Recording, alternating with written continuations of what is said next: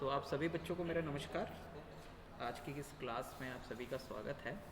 और पिछले लेक्चर में हमने लेबनिट्ज़ थ्योरम और इससे रिलेटेड कुछ क्वेश्चंस करके देख लिए थे बच्चों, और आज हम लोग आगे बढ़ेंगे और आज हम लोगों को पढ़नी है मैक्लॉरिन थ्योरम। ठीक, मैक्लॉरिन थ्योरम बेसिकली क्या होता है, किसी भी फंक्शन को एल्जेब्रिक फंक्शन में बदलने का एक तरीका है। और एल्जेब्रिक फंक्शन वो भी कैसा, एक सीरीज़ के फॉर्म में, एक एक्स की असेंडिंग पावर्स की सीरीज़ में बदलने का एक तरीका है।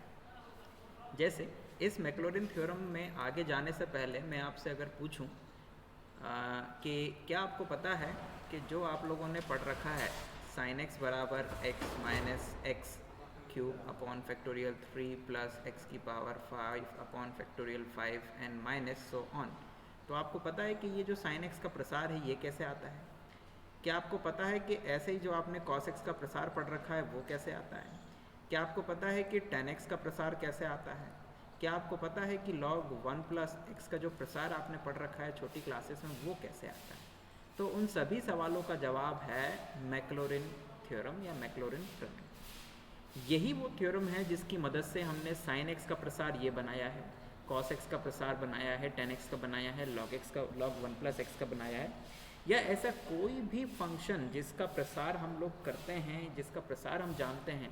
जैसे मैं यहाँ पर भूल गया, यहाँ पे एक इम्पॉर्टेंट फंक्शन है ई की पावर एक्स, ई की पावर एक्स भी एक ऐसा फंक्शन है जिसका प्रसार हम लोग इसी मैक्लॉरिन प्रमेय के आधार पर करते हैं। अब पहले हम लोग क्या पढ़ेंगे, मैक्लॉरिन प्रमेय का जो स्टेटमेंट होता है उसको समझेंगे, फिर उसका प्रूफ देखेंगे और फिर इसके बाद में इसके क्वेश्चन पढ़ेंगे। तो सबसे पहले मैं इसका स्टेटमेंट लिखता हूँ, यानी कि कथन, हिंदी में इसको कहते हैं कथन। क्या कथन है इसका वो हम लोग यहाँ पर लिखेंगे। तो सबसे पहले मैं लिखूँगा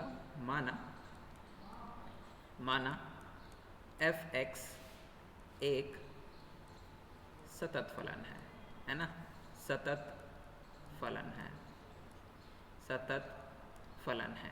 ठीक, यहाँ पे मैं स्पेशली लिख भी देता हूँ x इज इक्वल्स टू 0 पर, मतलब मेनली ये x इज इक्वल्स टू 0 पर क्या है, एक कंटिन्यूस फंक्शन है। ठीक, एवं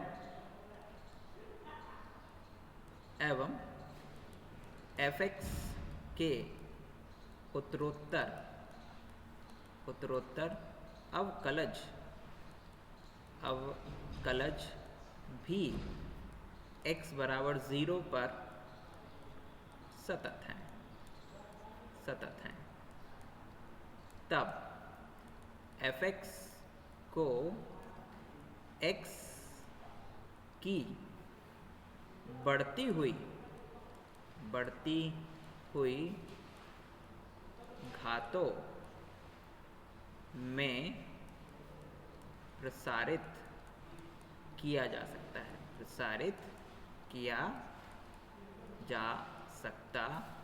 है। ठीक है, जो निम्नानुसार होगा। ठीक है, तो क्या होगा बच्चों, f(x) is equals to f(0) plus x upon factorial 1 f'(0) plus X square upon factorial 2 f'(0) plus X cube upon factorial 3 f'(0) plus X की power 4 upon factorial 4 f fourth time differentiation at point 0 n plus dash dash dash. आगे ये बढ़ते हुए जाएगा कहाँ पर, यहाँ पर आएगा आगे x की power n upon factorial n और f(n)(0) plus dash dash dash. इसका मतलब ये हुआ कि अगर हमारे पास में एक सतत फलन है x बराबर 0 और उसके जो उत्तरोत्तर अवकलज हैं वो भी x बराबर 0 पर सतत हैं, यानी कि उसके जो सक्सेसिव डेरिवेटिव्स हैं वो भी यदि x बराबर 0 पर कंटिन्यूस हैं या सतत हैं, तो हम उस फलन को x की बढ़ती हुई घातों के रूप में प्रसारित कर सकते हैं। और वो जो प्रसार होगा वो ये होगा, f(x) बराबर f(0) का मतलब जो भी आपका फंक्शन है f(x), उसमें जब आप x की जगह पर 0 रख दोगे तो ये f(0) वहाँ से आएगा। फिर plus x upon factorial 1 F dash 0, यानी एफ एक्स को एक बार डिफ्रेंशिएट करो और फिर क्या कहते हैं उसमें एक्स की जगह पर 0 रख दो। ये एफ डैश 0 का मतलब वो है ना। फिर plus X square upon factorial 2 F double dash 0, यानी 2 बार डिफ्रेंशिएट करो, उसमें एक्स की जगह 0 रख दो। Plus X cube upon factorial 3 F x को 3 बार डिफ्रेंशिएट करो और फिर उसमें एक्स की जगह पर 0 रख दो। प्लस एक्स की पावर 4 अपॉन फैक्टोरियल 4 एफ को 4 बार डिफ्रेंशिएट करो और उसमें एक्स की जगह 0 रख दो। प्लस डैश डैश ऐसे ही अनंत तक ये चलता जाएगा और इसका जो nवा पद होगा वो एक्स की power n upon factorial n f n, यानी कि n बार डिफ्रेंशिएट और x is equals to 0 plus dash dash. तो ये है बच्चों थ्योरम और ये है उसका स्टेटमेंट। ठीक है, मेन है हमारे पास में ये स्टेटमेंट जो कि हम लोगों को मिला है मैक्लॉरिन प्रमेय से। और इस प्रमेय में किसी भी फलन का प्रसार करने के लिए आवश्यक है कि वो फलन और उसके उत्तरोत्तर अवकलज यानी कि सक्सेसिव डेरिवेटिव्स और वो फंक्शन स्वयं x इज इक्वल्स टू 0 पर क्या होना चाहिए, कंटिन्यूस होना चाहिए। ठीक है, अब आइए ज़रा हम इसका प्रमाण करते हैं। प्रमाण मतलब इसका प्रूफ। ये थ्योरम और इसका प्रमाण पेपर में आ सकता है, इसलिए हम इसका प्रमाण भी यहाँ पे करेंगे। तो आइए ज़रा इसका हम लोग प्रमाण करते हैं। प्रमाण यानी कि प्रूफ, राइट। तो इसके प्रमाण के लिए हम लोग मानेंगे क्या, अपनी मर्जी से माना एफ एक्स बराबर a0 plus a1x plus a2x square plus a3x cube plus a4x की power 4 plus dash dash an x की पावर n डैश डैश, है ना। ये समीकरण 1 मान लो। मतलब हमने मान लिया भाई, क्योंकि हमें एफ एक्स को एक्स की पावर के रूप में प्रसारित करना है ना, तो हमने एक्स की पावर के रूप में उसे प्रसारित कर लिया, मान लिया अपनी मर्जी से। लेकिन हमें नहीं पता है कि जब हम प्रसार करेंगे तो उसके साथ में जो अचर पद है वो क्या आएगा, उसके साथ में एक्स के साथ में जो अचर पद है वो क्या आएगा, जो एक्स स्क्वायर के साथ में अचर पद है कांस्टेंट टर्म है वो क्या आएगा, ऐसे ही एक्स की पावर 3 के साथ में जो अचर पद है वो सब क्या आएंगे, और ऐसे ही एन क्या आएगा, हमें नहीं पता है। तो हम अगर इनका मान निकाल लेंगे और फिर वो जो मान है अगर ये आ गए जो हमको सिद्ध करना है तो अपना काम हो जाएगा। तो मेनली अपने को a0 a1 a2 a3 ये हमने अपनी मर्जी से माने हैं और इनका ही मान हम लोगों को निकालना है। यहाँ पे लिख भी देते हैं हम लोग कि जहाँ a0 a1 a2 dash dash अचर है, ठीक है ना। अचर यानी कि कांस्टेंट वैल्यू हैं, रियल नंबर्स हैं। तो भाई ये आपने स्टेटमेंट कर दिया। अब आप क्या करेंगे, अब आप समीकरण 1 का उत्तरोत्तर, रुको, सबसे पहले हम क्या करेंगे कि उत्तरोत्तर अवकलन करने पर यानी कि इसको हम लोग सक्सेसिवली डिफ्रेंशिएट करेंगे, किसको, 1 को। तो अब ज़रा ध्यान दीजिएगा कि जब हम लोग इसको एक बार डिफ्रेंशिएट करेंगे तो अपने पास में क्या आ जाएगा, अपने पास में आ जाएगा एफ डैश एक्स, ठीक है ना, it's a F dash x. तो ये आ गया अपना एफ डैश एक्स। तो जब आप इसको डिफ्रेंशिएट करेंगे एफ एक्स को एक बार, तो ये क्या आ जाएगा बच्चों, a0 कांस्टेंट है तो वो तो 0 हो जाएगा और x का डिफ्रेंशिएशन 1 हो जाएगा। तो आपके पास में सबसे पहले आ जाएगा a1 प्लस a1 के साथ में मल्टीप्लाई में आ जाएगा 1, है ना, plus 2a2 X square plus 2a2 X केवल, not X square, it's 2a2 X, 3a3 X square, 4a4 X की power 3 n plus dash dash. जो nवा पद है जब आप उसको एक बार डिफ्रेंशिएट करोगे तो n आएगा, an आएगा और x की पावर n-1 आ जाएगा और ये ऐसे चलता जाएगा। ये आपका 2 आ गया। फिर ऐसे ही इसको एक बार और डिफ्रेंशिएट करोगे तो f डबल डैश x आएगा। आप इस f डैश x को एक बार और डिफ्रेंशिएट कर दो, तो इसको जब एक बार और डिफ्रेंशिएट करोगे तो a1 के साथ में अब x तो रहा नहीं, तो इसका डिफ्रेंशिएशन क्या हो जाएगा, इसका डिफ्रेंशिएशन हो जाएगा 0 और x का डिफ्रेंशिएशन 1। तो आपके पास में आ जाएगा 2 × 1 a2, x का डिफ्रेंशिएशन 1 हो गया इसलिए ये 1 आ गया, है ना, 2 × 1, ये 21 नहीं है, 2 × 1 है, plus 3 into 2 a3x plus 4 into 3 a4 x square plus dash dash यहाँ आ जाएगा n minus 1 a n x की power n minus 2 n plus dash dash. ये आपका समीकरण 3। इसी को एक बार और डिफ्रेंशिएट कर दोगे तो ये आ जाएगा f ट्रिपल डैश x बराबर, अब भैया ये 2 इंटू 1 a2, ये पूरा का पूरा कांस्टेंट यानी अचर पद हो गया, इसका डिफ्रेंशिएशन 0 हो जाएगा और x का हो जाएगा 1, ये वाला x का, तो आपके पास में आ जाएगा 3 into 2 into 1 a3 plus 4 into 3 into 2 a4 x plus dash dash dash, आगे जाएंगे तो ये n minus 1 n minus 2 n minus 2 और a n x की power n minus 3 plus dash dash, है ना। ये आ जाएगा समीकरण 4। तो अब ज़रा इन सबको ध्यान से देख लिए, है ना। ऐसे ही जब इसको 4 बार डिफ्रेंशिएट करेंगे तो जब 4 बार कर देंगे तो क्या हो जाएगा, 4 बार कर देंगे तो ये 4th टाइम डिफ्रेंशिएशन और यहाँ आ जाएगा x, तो ये आ जाएगा, ये पहला वाला पद तो 0 हो जाएगा क्योंकि इसमें अब x नहीं रहा, तो ये आ जाएगा 4 3 2 1 8 4 प्लस, अब अगर मैं तुमसे पूछूं कि इसके आगे वाला जो पद रहा होगा, जैसे ये a4 x की पावर 4, तो इसके आगे a5 x की पावर 5 रहा होगा, है ना, यहाँ पर। तो जब उसका अवकलन हम करते तो वो कैसा आता, वो ऐसा आता 5 4 3 2, ऐसे आ जाता, यहाँ आता a5 और यहाँ x आता ऐसे, और जब इसको आगे बढ़ाएंगे तो ये n minus 1 n minus 2 n minus 3 a n x की power n minus 4 n plus dash dash, ऐसे इस तरह से आगे बढ़ेगा। ये आपका समीकरण 5 हो गया। अब अगर यही प्रक्रिया हम n बार करें, मतलब इसको n टाइम डिफ्रेंशिएट कर दें, तो अगर आप ध्यान से देखें कि जब हमने पहली बार डिफ्रेंशिएट करा तो a0 0 हो गया था, जब दूसरी बार डिफ्रेंशिएट करा तो a1 0 हो गया था, जब तीसरी बार डिफ्रेंशिएट करा तो a2 0 हो गया था, ऐसे ही जब हमने 4 बार डिफ्रेंशिएट करा तो a3 0 हो गया था। मतलब जब चौथी बार डिफ्रेंशिएट करा तो a3 तक के सारे पद 0 हो चुके थे। आई रिपीट, जब 4 बार डिफ्रेंशिएट करा तो a3 तक के सारे पद 0 हो चुके थे। तो इसका मतलब ये हो गया कि जब n बार डिफ्रेंशिएट करेंगे तो n से पहले के सारे पद 0 हो चुके होंगे, है ना, राइट। तो इट मीन्स दैट कि यही प्रक्रिया जब अपन लोग n बार करेंगे तो यहाँ आ जाएगा fn, यहाँ आएगा x, तो इसका मतलब n से पहले के सारे पद 0, है ना, राइट।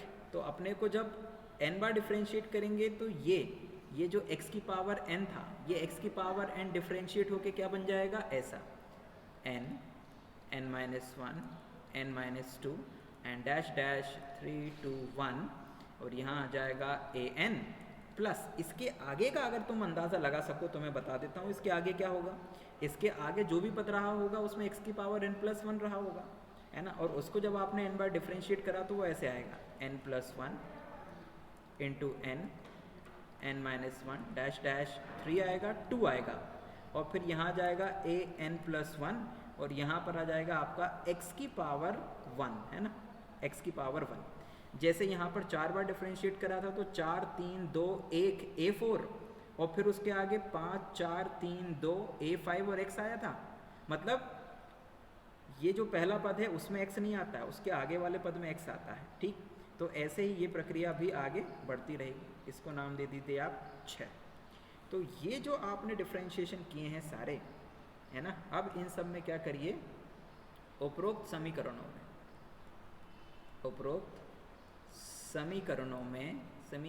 में x बराबर 0 रखने पर, x बराबर 0 या x बराबर 0 रखने पर, अब बारी बारी से सब में क्या करो बच्चों, 0 रख दो।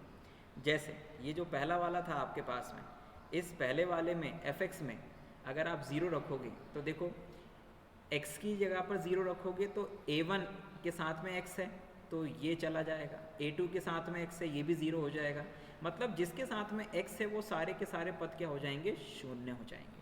तो इस बात का ध्यान रखते हुए हम लोगों को आगे काम करना है कि कौन कौन सी चीज़ें ज़ीरो हो जाएंगी और कौन कौन सी चीज़ें बचेंगी। तो जैसे जो आपका पहला वाला समीकरण है, जब आप उसमें x की जगह 0 रखोगे तो देखिए आपको क्या मिलेगा, आपको मिलेगा f0 बराबर a0, ये मिलेगा आपको a0। तो एक तरह से जैसे ही आपने x की जगह 0 लिखा तो आपके पास में f0 का मान कितना आ गया, a0, मतलब एक तरह से a0 का मान f0 आ गया है। जब आप दूसरे वाले में रखेंगे 0 x की जगह पे तो ये आ जाएगा f'0 बराबर में a1 इंटू 1, है ना, a1 इंटू 1 ये आएगा आपके पास में, क्योंकि ये a2 के आगे और a2 तक x है तो उसके आगे के सारे 0 हो जाएंगे। तो इसको आप क्या लिख सकते हो, इसको आप लिख सकते हो a2 is equals to f'0 और 1 को आप लिख सकते हो फैक्टोरियल 1। तो ये किसका मान आ गया, ये मान आ गया a2 का, ये a2 आ गया आपके पास में। ऐसे ही बच्चों जब आप f'(x) में x का मान 0 रखोगे तो ये हो जाएगा f'0, ये हो जाएगा आपके पास में 2 इंटू 1 और a2, इसके आगे के सारे 0 हो जाएंगे। 2 इंटू 1 को क्या लिख सकते हो, फैक्टोरियल 2 लिख सकते हो। तो यहाँ से a2 का मान कितना आ जाएगा, कहना सर ये आ जाएगा f'0 अपॉन फैक्टोरियल 2। तो ये किसका मान आ गया, ये आ गया मान a2 का, ठीक है ना, दिस इज a2। तो ये a2 का मान आ गया। इसी तरह से जब ट्रिपल डैश वाले में आप x की जगह 0 लिखोगे तो वो आपके पास में क्या आ जाएगा, this is f'0 is equals to 3 2 1 a3।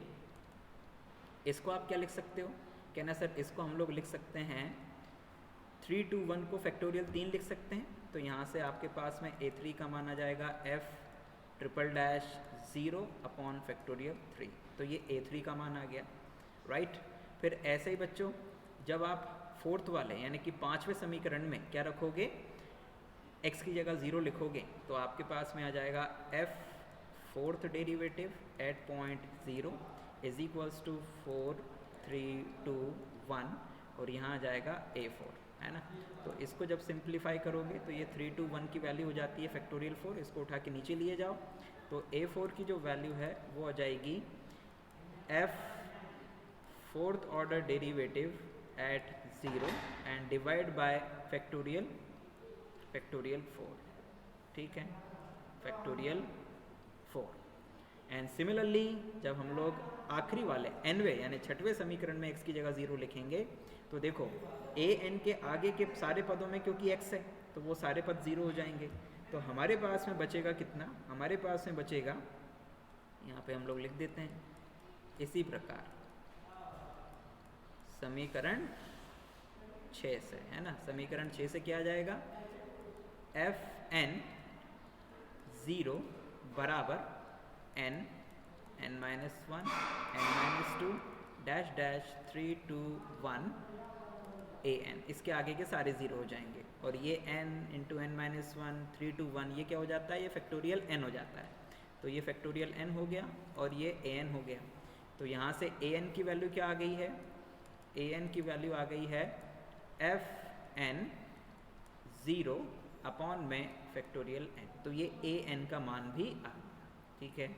अब आप इसी के बेसिस पर और भी वैल्यूज़ निकाल सकते हैं। कैसे, अगर आपको an+1 निकालना हो तो बस यहाँ ये जो डेरिवेटिव वाला ऑर्डर है इसमें n की जगह n+1 लिख दीजिए और नीचे फैक्टोरियल n+1 लिख दीजिए तो n+1 की वैल्यू आ जाएगी। तो इस तरह से आप सारी वैल्यूज़ निकाल सकते हैं।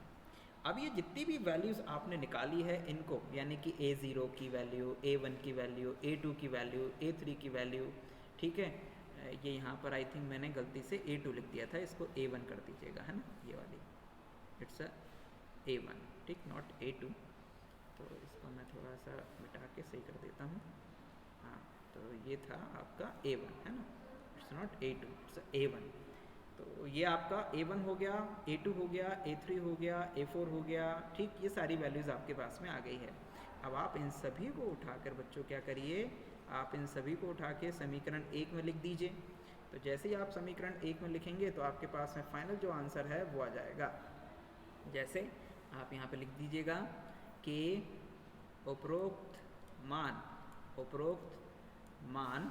कौन कौन से, a0, a1, a2, a3 dash dash an dash dash को समीकरण 1 में रखने पर, ठीक, इनको हम रख देंगे समीकरण 1 में। तो जैसे ही आप समीकरण 1 में इन मानों को रखेंगे तो आपके पास में f(x) बराबर आ जाएगा, f(x) बराबर a0 की वैल्यू क्या थी बच्चों, f0 थी, प्लस a1 की वैल्यू क्या थी, तो कहना सर ये थी f डैश 0 अपॉन फैक्टोरियल 1, और यहाँ पर आ जाएगा आपका क्या, यहाँ पर आ जाएगा आपका x, प्लस a2 की वैल्यू कितनी थी, तो कहना सर a2 की वैल्यू थी f double dash 0 upon factorial 2, और ये x स्क्वायर साथ में आ जाएगा, प्लस a3 की वैल्यू क्या थी, तो कहना sir f triple dash 0 upon factorial 3, और यहाँ पर x क्यूब साथ में आ जाएगा, एंड प्लस a4 की क्या वैल्यू थी, तो कहना सर ये थी fourth order derivative at point 0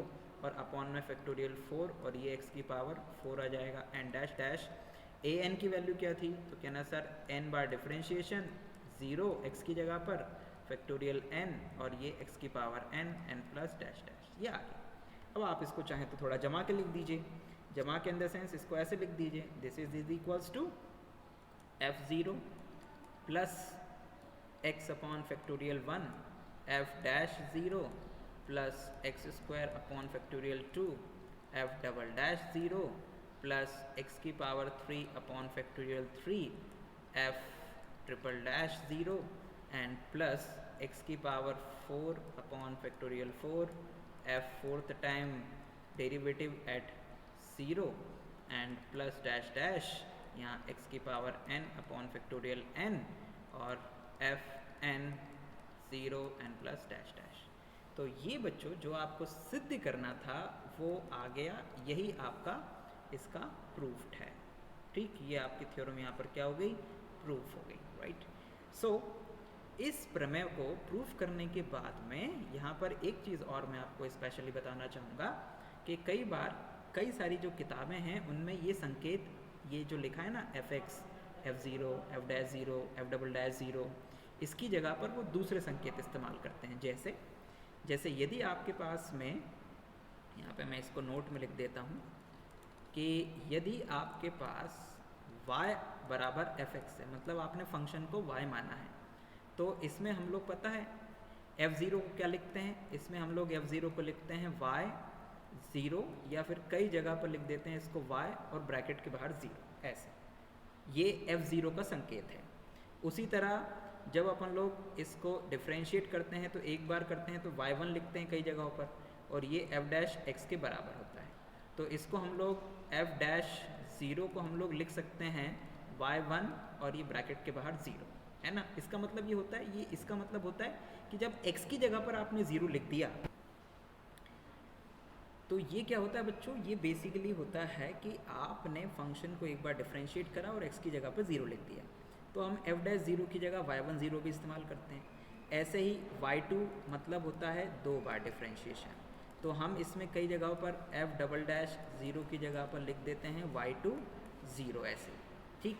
और ऐसे ही क्या कहते हैं हम y3 0 का मतलब आप समझ जाइए, y4 0 का मतलब आप समझ जाइए, और ऐसे ही yn 0 अगर कहीं लिखा है तो आप इसका मतलब समझ जाइए। मतलब कि इन सब संकेत का इस्तेमाल करके हम मैक्लॉरिन प्रमेय को लिख सकते हैं। अतः मैक्लॉरिन प्रमेय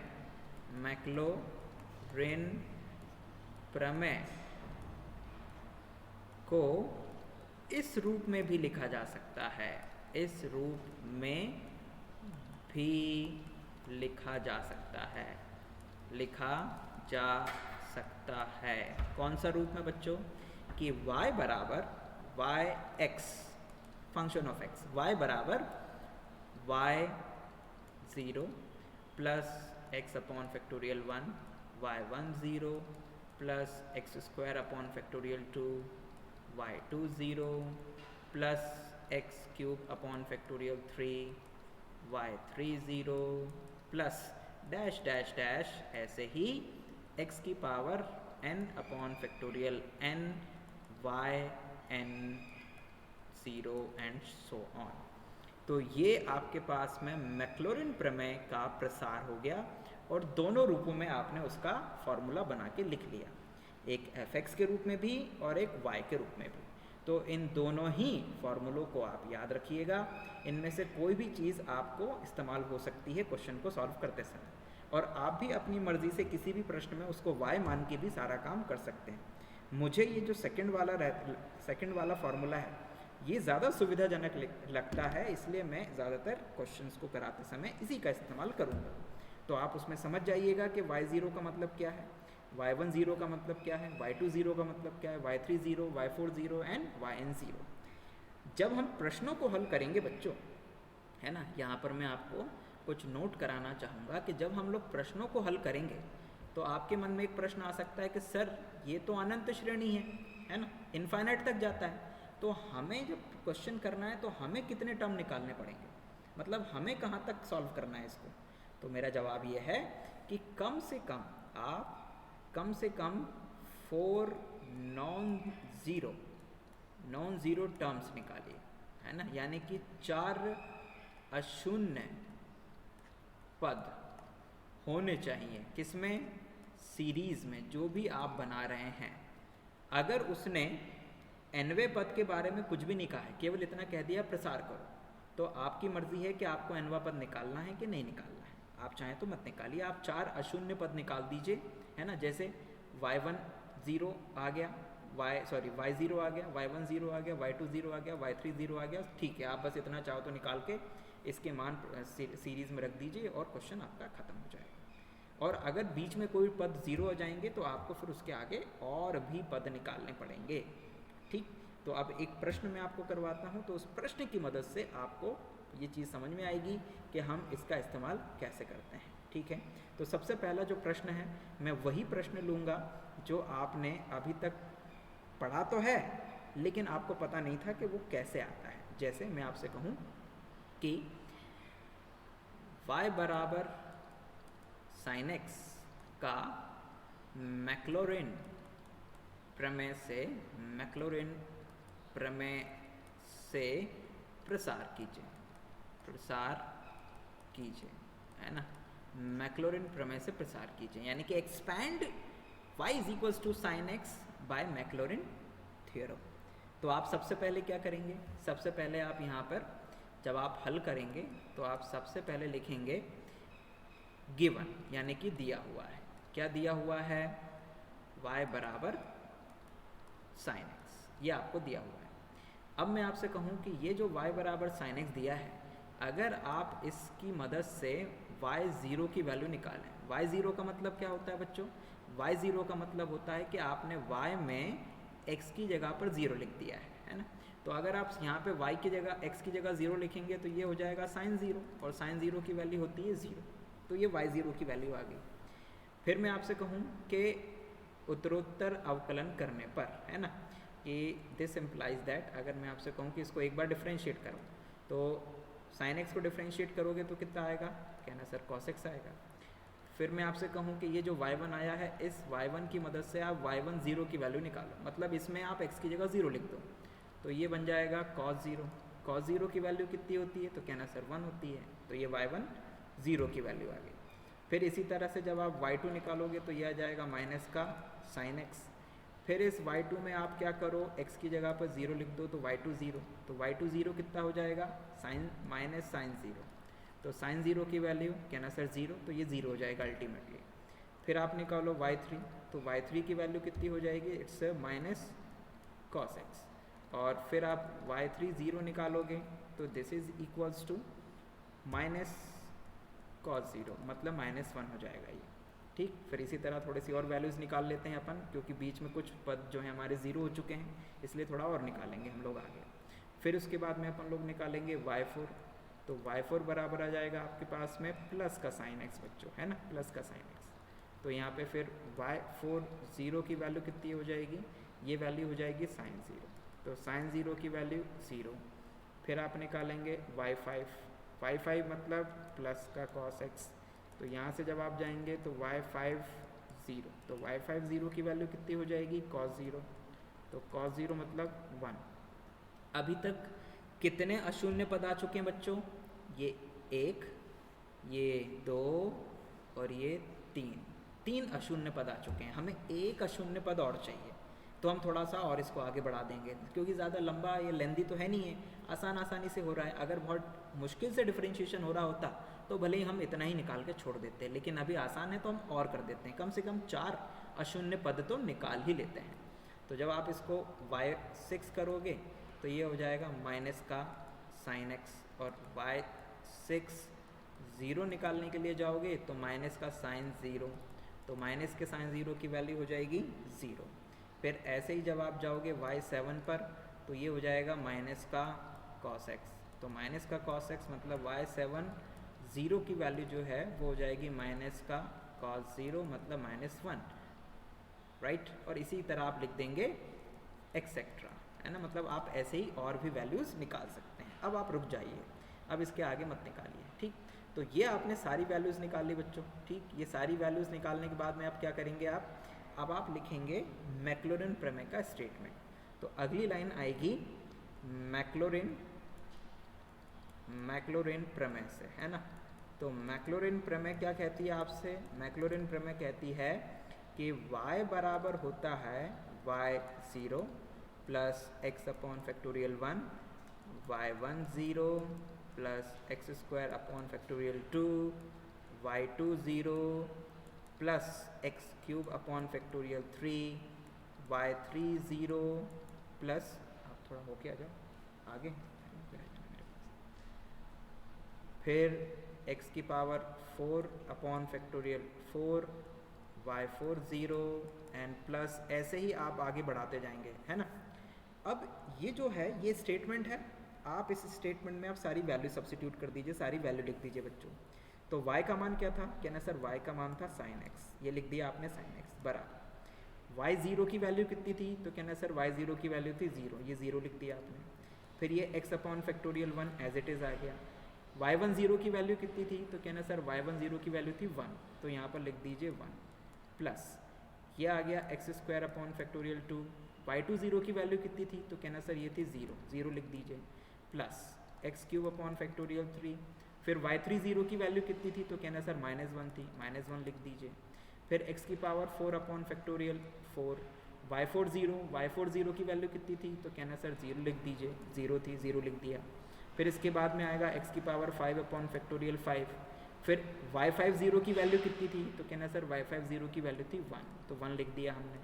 प्लस इसके बाद में आएगा x की पावर 6 अपॉन फैक्टोरियल 6, y6 0 की वैल्यू कितनी थी, तो कहना सर 0 थी, हमने 0 लिख दिया उसकी जगह पर, ठीक है। फिर प्लस इसके बाद में आएगा x की पावर 7 अपॉन फैक्टोरियल 7, इसके बाद आएगा y7 0, तो y7 0 की वैल्यू थी -1, तो ये -1 और प्लस डैश डैश लगा के छोड़ दीजिए। अब जो पद 0 हो रहे थे उनको 0 कर दीजिए और जो बचे हुए हैं उनको आप लिख दीजिए। तो यहाँ पर sin x बराबर आ जाएगा x अपॉन फैक्टोरियल 1, फैक्टोरियल 1 की वैल्यू 1 होती, तो आप चाहें तो उसको एज इट इज़ छोड़ सकते हैं, या लिखना चाहें तो लिख सकते हैं कि x अपॉन फैक्टोरियल 1। फिर अगला आएगा x की पावर 3 अपॉन फैक्टोरियल 3, फिर प्लस आएगा x की पावर 5 अपॉन फैक्टोरियल 5, आपको दिख भी रहा होगा, और फिर इसके बाद में आएगा x की power 7 upon factorial 7 and plus dash dash dash, ये आपका आंसर आ गया। मतलब कि साइन x का जो प्रसार होता है बच्चों वो यह होता है, ये हम लोग मैक्लॉरिन प्रमेय की मदद से निकालते हैं, ठीक। तो इस तरह से मैंने आपको यहाँ पर मैक्लॉरिन प्रमेय से कैसे किसी भी फंक्शन का प्रसार करते हैं, है ना, वो आपको बताया। अगर आपको इस पूरे के पूरे क्वेश्चन में कहीं पर भी कोई डाउट हो तो आप पूछ सकते हैं, यस पूछिए। यानी कोई डाउट नहीं है, समझ में आया कि नहीं बच्चों सभी को अच्छे से, पक्का? चलो ठीक है, बहुत अच्छी बात है। जिन बच्चों ने अपनी अटेंडेंस अभी तक कमेंट बॉक्स में कमेंट नहीं करी है वो अपनी अटेंडेंस कमेंट बॉक्स में कमेंट कर दीजिएगा। अब तुम्हारी अगली क्लास का टाइम हो रहा है, इसलिए मैं तुम लोगों का ज़्यादा समय नहीं लूँगा। तुम लोग को एक छोटा सा होमवर्क दे के जाऊँगा कि तुम लोग जब अगली क्लास में आओ मेरे पास तो आप लोग एक काम करना, है ना, आप y बराबर e की पावर x इसका प्रसार करना मैक्लॉरिन प्रमेय से, ये तुम्हारा पहला क्वेश्चन। तुम y बराबर cos x का प्रसार करना मैक्लॉरिन प्रमेय से, ये तुम्हारा दूसरा क्वेश्चन। तो तुम y बराबर e की पावर x का प्रसार करना, y बराबर cos x का प्रसार करना, ये दो प्रश्न मैं तुम लोगों को दे के जा रहा हूँ। तुम इन दोनों ही प्रश्नों को हल करना और कल मुझे उसका उत्तर बताना, ठीक है। और अगर तुम y बराबर 10x को भी कर पाओ तो ये बहुत अच्छी बात होगी। ये तुम्हारा तीसरा प्रश्न हो जाएगा। तो आप इन क्वेश्चंस को बिल्कुल उसी तरह जैसे मैंने आपको अभी ये क्वेश्चन करवाया है, इसी तरह से इनका प्रसार करने का प्रयास करना।